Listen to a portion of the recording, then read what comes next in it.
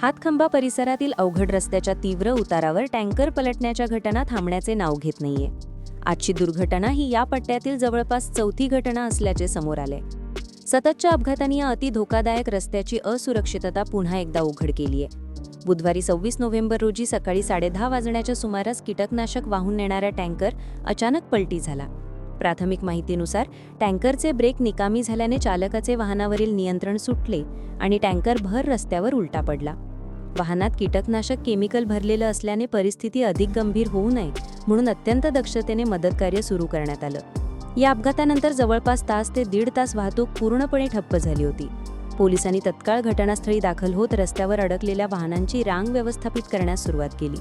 तर दुसऱ्या बाजूने क्रेनच्या मदतीने टँकर बाजूला करण्याचे काम युद्धपातळीवर सुरू असून काही तासात वाहतूक सुरळीत होण्याची शक्यता पोलिसांनी व्यक्त केली आहे. वारंवार घडणाऱ्या अपघातांमुळे या वळणाच्या सुरक्षिततेबाबत स्थानिक नागरिकांमध्ये पुन्हा चिंता वाढली आहे. या मार्गावरील ट्रॅफिक नियंत्रण आणि सुरक्षा उपाययोजनांमध्ये तातडीने सुधारणा करण्याची मागणीही जोर धरताना दिसत आहे. 24 न्यूज रत्नागिरी.